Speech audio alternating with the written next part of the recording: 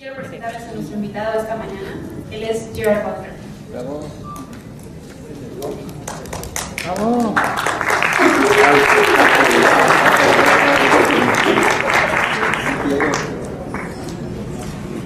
Hello. Hi. Welcome. Thank you. Wow, this is very open. This is not really your first time in Mexico, is it? No, I've been to Mexico a few times, but it's my second time in Mexico City. How do you like it? I love it here. I was just here a couple of months ago for the first time, and I was blown away. Just the energy of the city, and as I said to my friends, I kept running into people, just people that I met, and I thought, you know what? If I was living here, these would all be like my best buddies because they're just really down to earth, great sense of humor, very warm and smart, and so no, I've had a great time here. In fact, I'm supposed to, me and my trainer who's here, we're already working out a way to stay extra days after the press tour because this is the last stop of the press tour. We're not leaving. That's awesome. We love having you here. Well, I would like to start by the very first question, to shoot the first question, which is, what actually got your attention from this story, from this script, from this Castle? What got my attention Yes. in the movie? Yeah, about the script and the character. So, I don't know, I read this script and it felt very obviously, in today's climate, very relevant, but also, I love the idea of a hero's journey, and not just one hero, of what happens when a nation is really put to the test, and how that brings everybody together, and you require leadership and courage and integrity from all different walks of life, and how that brings a nation together. But when I started reading the script, I loved my character, but then suddenly this C-130 cargo plane flies over Washington, and this attack starts, and I thought, wow, what have we got ourselves into here? It was just very ballsy and audacious and brave. I thought, if we can take that and really ground that and make that attack so real and very plausible and as terrifying as it would be, and then move on from that and go into a situation where we create very human characters in the crisis room, the president who you know and understand, in the bunker with hostages being executed around him, and my character in the White House, and understanding protocol and all of these things, and really climbing into the humanity of the characters, then you're really taking an audience into a very terrifying and a very tense situation, and it felt like a great opportunity for incredible suspenseful drama, and yet something that could be emotional and touching and inspiring just because of the nature of what it's about, a terrorist attack on the most protected building on earth. And also everything was pretty cool. I have to drink. I flew 26 hours from South Africa yesterday, so I need Red Bull to try and kind of wake me up. Apologize. Ok. Vámonos con la primera pregunta. Es de CineNT.com, Daniela Suárez. Hi, good morning. I was wondering, do you play a hero in the movie? And I was wondering, No se escucha. I can hear you. yeah, it's good. So you play a hero in a movie, and I was wondering, what is a hero to you? What does a hero mean to you? And if you have any real heroes in your real life? I play a hero in the movie. I played a few heroes in my time, and I love examining the different subtleties of what it is to be a hero. There's a hero who doesn't necessarily believe that he has what it takes to do the job, but he does it anyway. It's like that Rocky moment, when he really doesn't think he can win the fight, and he's terrified, and yet he goes and takes on the fight anyway. And there's also the hero who is so, how would you say, just so focused, and has such belief in what he stands for, and what he's willing to do. Maybe that'd be more like in 300. That there's just no stopping him. So there's different types of hero, but they always revolve around being willing to stand up for what you believe in, courage. One of the most powerful elements of me of a hero is sacrifice, the willingness to sacrifice for your principles. And I have a lot of real life heroes, but many of them in my family. Like my mother is a huge hero to me. Nelson Mandela is a big hero to me. And I've read, and a lot of the characters that I've played, by the way, I've been lucky enough to play very heroic characters who, what happened was in the course of studying them, pardon me.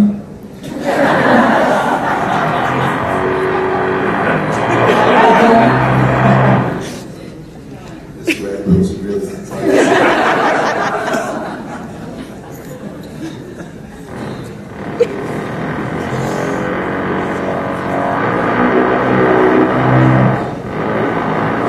smart management of the hotel's part, right?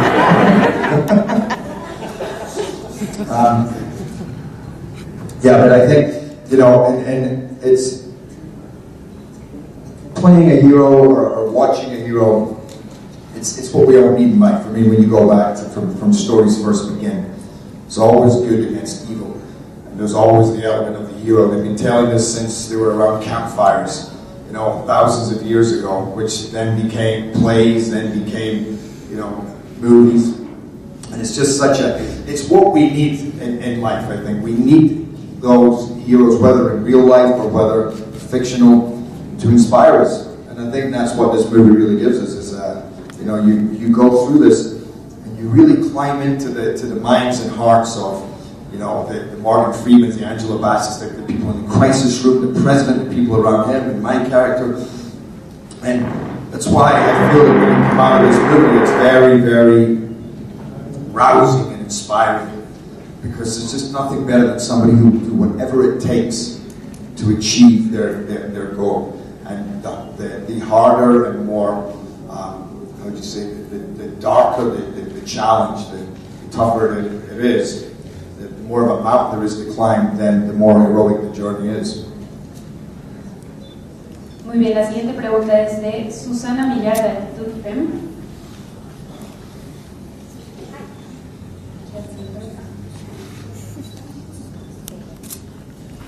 Do you feel like Mike Benny could become the next American James Bond?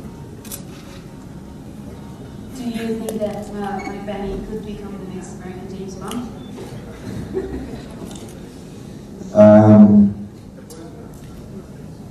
I don't know. To be honest, when we decided to do this movie, I never thought, it just felt like a one-off.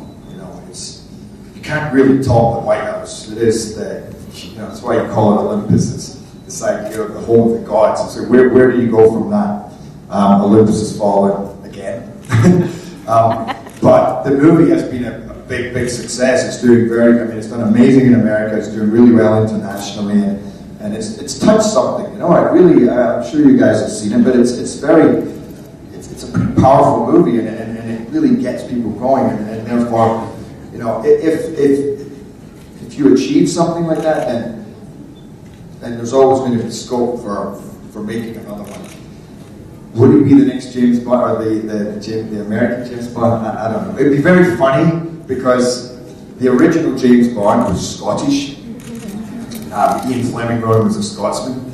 And of course, Sean Connery is the most famous James Bond. It would be kind of bizarre that the first American James Bond style character was Scottish.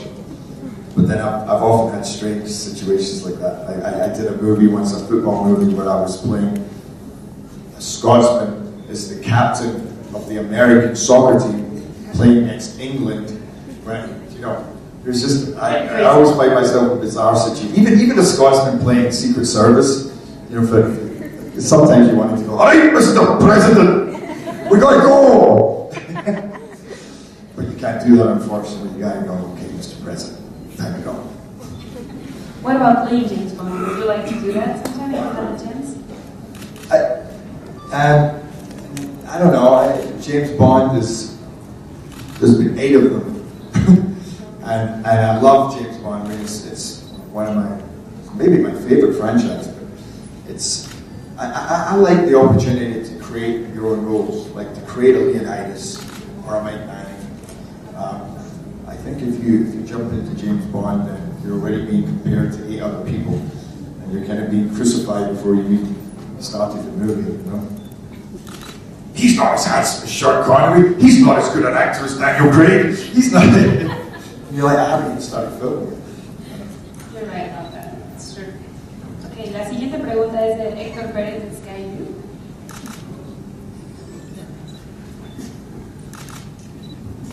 Hi. Well, did you get any training for the Secret Service or anyone related to that? To play this character? What? Do you get any training? Do you get any training for this movie? No, I'm just good at kicking ass. I'm from Scotland. We love to kick ass. No, I did a lot of training. I've done a few action movies in my time, so I've trained with a lot of the top stuntmen in the world, a lot of the top martial artists. So you learn a way of moving, and then just like the question about the hero part, it's how do you adapt it for each movie in a way that can say something about the character. And it felt that we have some pretty amazing fight sequences in this movie, and I didn't want the stuntmen to do it because it was as much. That's for me in that role is the same as asking somebody to go and say my lines, because it's through those moments and through the choreography that you can say so much about this guy's brutality, his efficiency, maybe some meanness in him. Then there's also a bit of there's a glint in his eye, there's a bit of enjoyment about paying back these guys who've done so much to his colleagues and the people around him. So I dived in we had Navy SEALs that I worked with. I did a lot of gun work with the SWAT team and the Navy SEALs, and then the Navy SEALs are also very incredible at fighting. One of them 7 different martial arts, but we also had 60 Korean stuntmen who are all martial artists. And even though in the movie they look like real bad guys, they are amazing, the coolest guys. They work so hard, and so I worked with a bunch of them. We were always choreographing fights and always making the moves, just making them mean and bad and tough. So you get the moves, and then you get the brutality of it. And then I love to find other ways to just make it, make it cool, like, oh my God, oh shit. I love that. I'm sick. Muy bien, Jorge Santamarina de Reforma. You're very quiet, man. You're also polite. Gerard. Yes. With this movie, we must think that Hollywood let in peace finally all the terrorists in Afghanistan, in the Middle East, and now the enemy public number 1 are the North Koreans. Actually, no, we're not saying that. I mean, this movie's not about the North Koreans. It's about terrorists. And it's a fictional terrorist group with very complex motivations that are also fictional. So, in that respect, there's a heightened reality to it. Now, if we made a movie about Jamaican terrorists, who cares? Spanish terrorists, doesn't really have the same resonance. So you always make your movie with relevance to what's going on, what are the current political tensions, around the world, what's on our minds, what's going on in here, where are we affected. So we chose North Korea, but in the movie, the North Koreans are just doing what the North Koreans do. They're being aggressive. We're not saying they're necessarily the bad guys. It's the terrorists here. And even in saying that, I could say it's a movie about terrorism, but I still feel it's way more a movie about heroism and terrorism. No, it rhymes. Heroism and terrorism.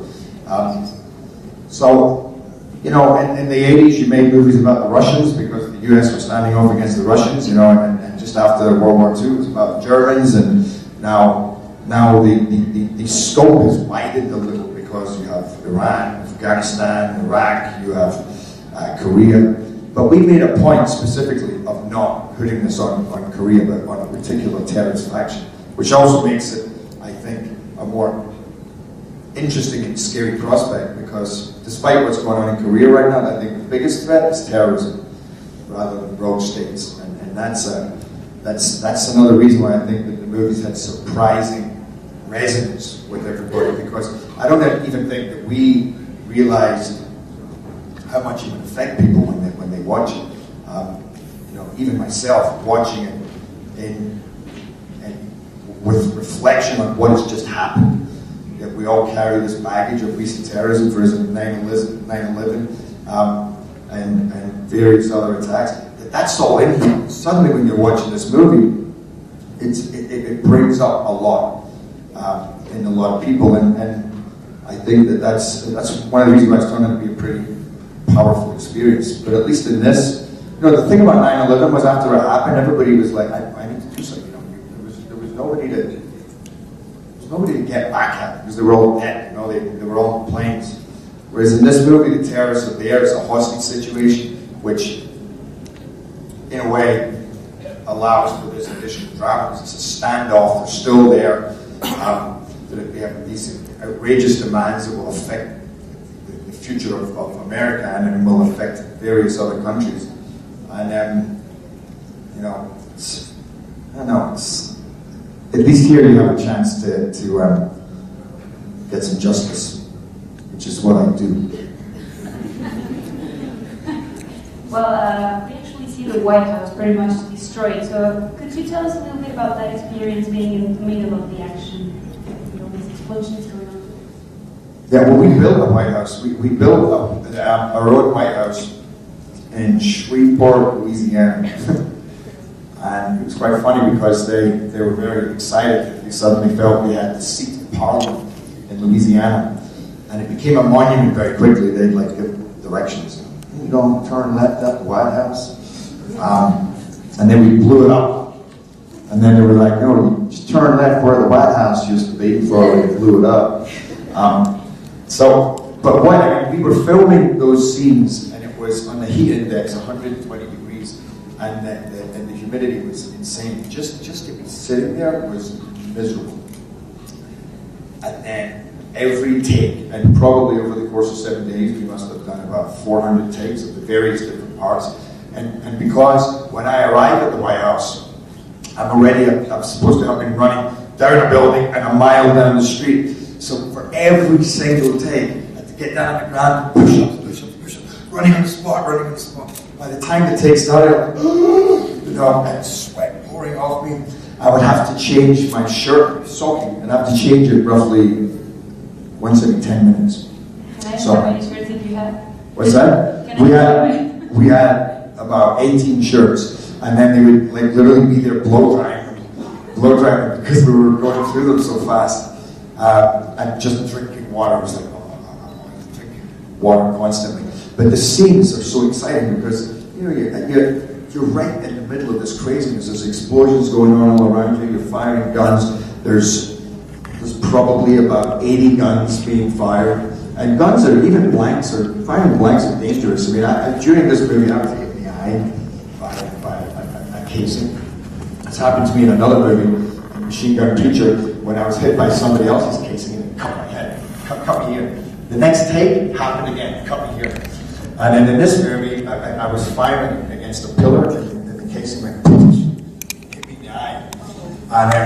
And when somebody's firing a gun at you, if you get too close, you can seriously hurt somebody. I almost blew Angelina Jolie's face off once. It's dangerous, but it's fun, it's exciting, the adrenaline, and and everybody was so into it. And I think that when you watch the movie, you really get that feeling of it. I don't know about you guys, but I know when we screened it around America, even in Moscow and in Italy, that opening attack is kind of unforgettable because you are so there, and that's what we wanted to get, and that's what Act 1 is great at. If we're going to do this, we're going to do it. We're not going to shy away from seeing women are hurt too, or animals are hurt. Just how ugly that thing is. You know, we wanted to make it as visceral and as gritty as possible. And I also guess that you didn't have that many shots when it comes to destroying the White House, right? The pressure was on you. Yeah, the pressure was on to get it right.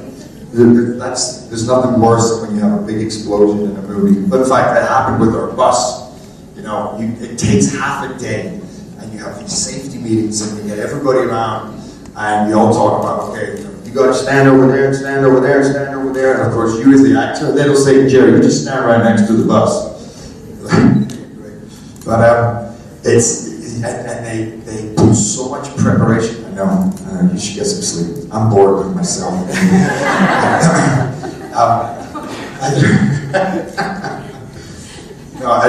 And you wait all this time for the and everybody's getting so worked up about it, and then finally it happens.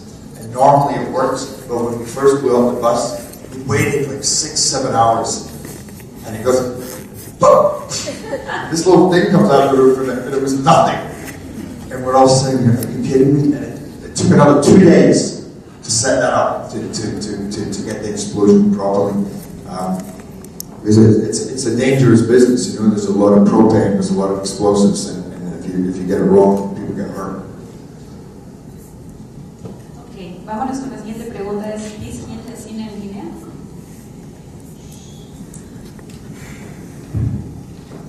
You want some Red Bull? Welcome. I want to know how was Warwick's Secret Service, and how do you spend your free time during the film?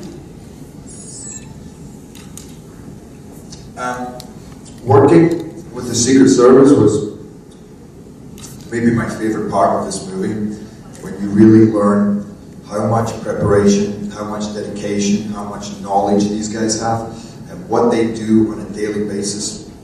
Thousands of them. Not just in America, but here in Mexico, and I mean Mexican, the Secret Service here, and in every country, you realize how much work they do to protect us so that we can do this. And so much of it we don't hear about. And for instance, the two main guys who were training me and I was spending time with to get their headspace. One of them had a deep gash down here, big gash from here to here, where he was slashed in a fight with a terrorist. The other one had been shot in here and almost died. Again, both times engaging terrorists. And I got a lot from listening to them. And by the way, two of the nicest, most mellow, humble souls you could ever meet. So dedicated though. One of them even had the motto of the Secret Service tattooed in his gum, right? But when they start talking about those guys that they fight, and those guys that would hurt the people of their country, or that have hurt their colleagues, that have hurt them, or their loved ones, or the particular officials that they serve, you see this. That's when they come alive, and that's when you go, oh my God, I wouldn't want to mess with these guys. They're incredibly tough. And we use that's what I got. That's the thing that I took. That's what I wanted to take into Mike Banning, was that almost if you're forced to, you become darker than the villain himself. And I love that notion. And we spent a lot of time gleaning information from them as well about how to set up this initial attack. And then also, what is protocol? What happens in the crisis room? What happens in the White House when you go in there? What do you do? How do you keep an audience fascinated? Because it's a really interesting process. You go in, you check on everything. What's surveillance? What's going on with the air vents? How do you establish outside lines of communication? How do you assess the enemy capability? How do you get ammo? And then how do you start forming a plan? All of these things that are actually really cool to get involved with and know what's the purpose of this, what's counterterrorism, the cat and mouse game.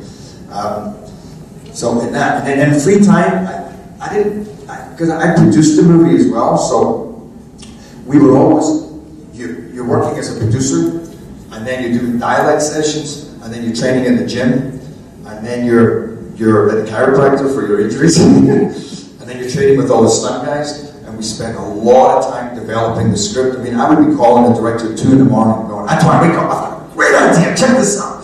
Okay, when this part, he's like, dude, what? Really? And then, after all that, you gotta go and actually perform. So there was always that, Antoine had this thing for me, which was, bad intentions, Jerry, which would always just click me back into playing Mike Banning. But what I did is I stayed out on a lake, a beautiful lake, and sometimes we had a little boat, and we go out in the boat, and sometimes we would work out there, we was developing the script, or I would just go out there and then sit, work, or chill. It's amazing. I gotta tell you, whenever I think of this lake, I'm like, it's so beautiful. And we had a tree, this is totally irrelevant to the movie, by the way, but we had a tree in our garden. And while I was there, it was struck twice by lightning. Both times we were there, and it was hairy as fuck. It's crazy. Burned for a day. First time it burned for 24 hours until we had to get somebody to come put it out. Just for your general information. Shall we send Antoine some Red Bull because of your calls, your morning calls? What's that? Shall we send Antoine some Red Bull? He might need it. Yeah. I gotta tell you, by the way, that's something I'd love to just talk about for a second. It's the one, Antoine Fuqua, the most amazing director. He directed Training Day. He's nobody better for this. And actually, when I got the script, I was already working with him on another couple of projects. And this suddenly was here, and I thought, oh my God, this is Antoine written all over it. And I took it to him and we said, you know what, let's just dive in right now. And I was on the phone with him yesterday, and we were like, okay man, I got another one for you. He's like, I got one for you. We just want to do everything together right now. It's great to work with a director when you're making a movie that has a lot of action. One, the guy was a Golden Gloves boxer. He's so tough, and yet he's so sensitive. And he is somebody, if you ever want to talk about a hero's journey, my favorite movie of all time is Apocalypse Now, and it's his favorite movie too. And that is the absolute darkest journey of a hero into going down that river into the unknown territory of ourselves. And he's so incredible with actors. And we managed to get it. For me as well, getting Antoine on board, I knew and be able to get the likes of Aaron Eckhart and Morgan Freeman follow, and Melissa Leo. So we're doing it. We made an action movie, but we made an action movie with 2 Oscar winners, 2 Oscar nominated actors. And on top of that, you have Dylan McDermott, Radha Mitchell, you have Ashley Judd, Rick Yoon. We just amassed this formidable cast. And what that really helped us to do was to make those roles incredibly human and incredibly believable. Because I sometimes wonder, is it an audience watching the movie? Are they believing it's happening, or is it important that they see the people in the movie believing that it's happening? And if you have such incredible actors, then you're there. And I really thought they did such an incredible job in this movie. They took it, it's an action movie, but to me it transcends that, and it becomes something way more meaningful and resonant and actually emotional. Sorry for the long answer. Thank you. It's great. Vámonos, creo que será. That's the Red Bull. La última pregunta, que es de Abraham López de CineNT.com.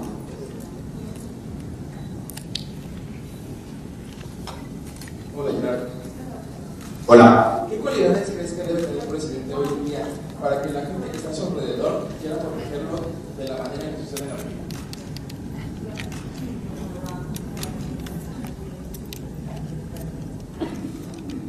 Stop that again.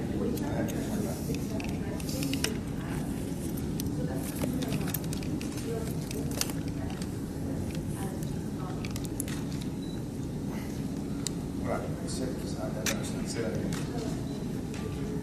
I can hear you.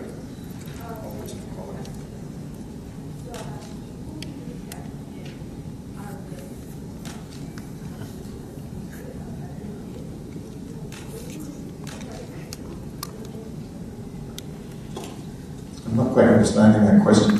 Which are the characteristics of the... What do you think it takes for... Can I try? Yeah. What do you think it takes for a president? Or what does it take for people to actually care about a president as much as they care about the president in this movie? Which are the features that a president needs to have so people actually love him that much? That's an interesting question, because what we tried to do was give our president, not make him a